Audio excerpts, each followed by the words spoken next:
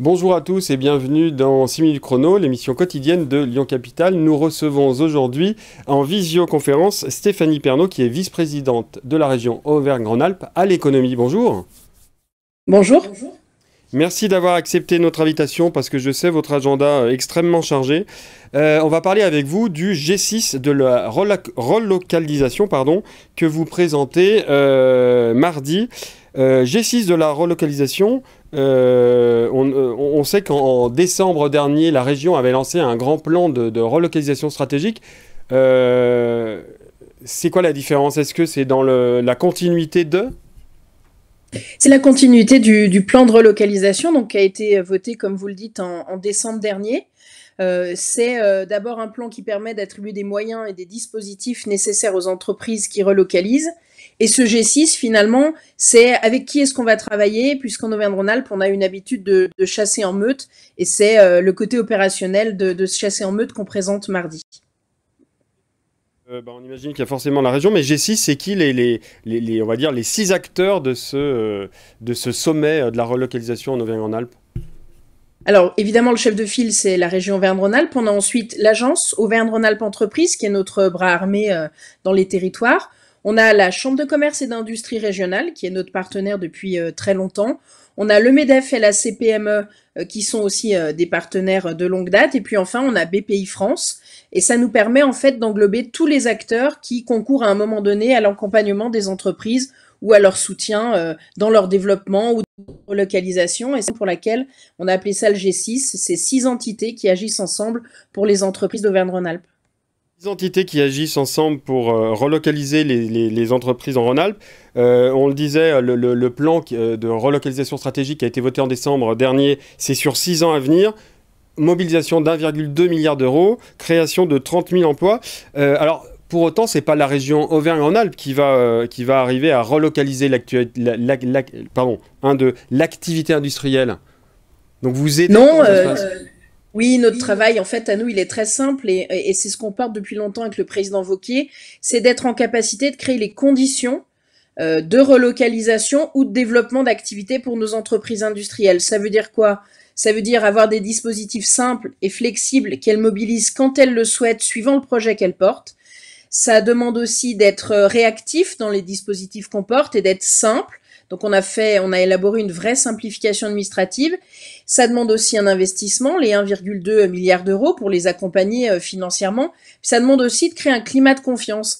Et ce climat de confiance, il est créé notamment par le lancement de ce G6.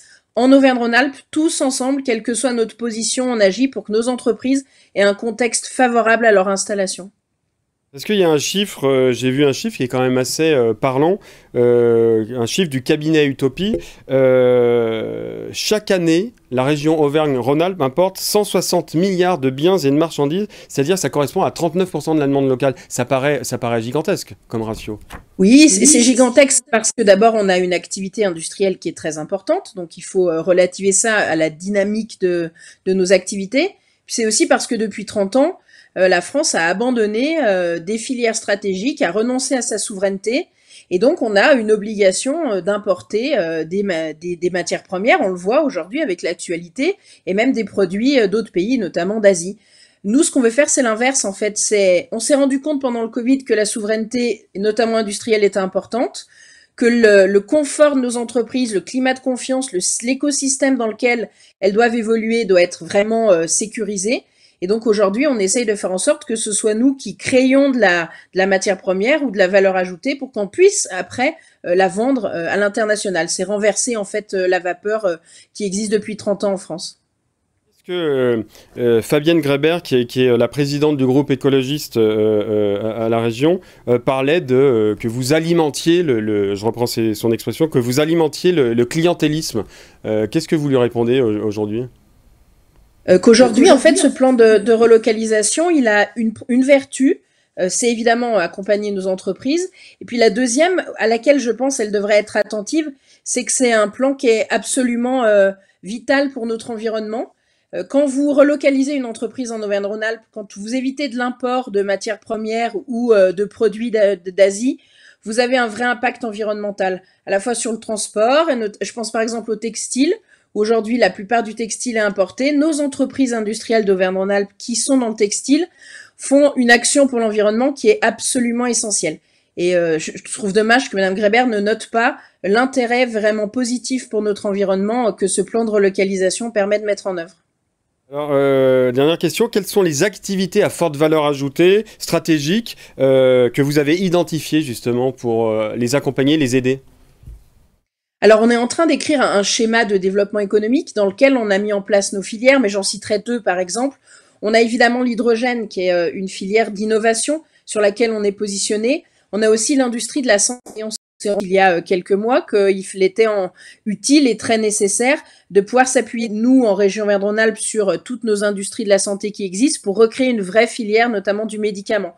Donc, c'est deux exemples sur lesquels on s'appuie, mais on a beaucoup, on a la chance en Auvergne-Rhône-Alpes d'avoir quasiment tout, j'allais dire, dans l'industrie qui existe aujourd'hui. Donc, on a de très belles filières stratégiques qui sont aujourd'hui présentes sur le territoire. Il faut soit les renforcer, soit leur permettre de faire du business à l'international. Eh bien écoutez, l'émission s'achève. Merci beaucoup d'avoir été sur le plateau de 6 minutes chrono. Je rappelle évidemment que cette émission, vous pouvez la retrouver sur www.lyoncapital.fr. À très bientôt, merci beaucoup. Merci.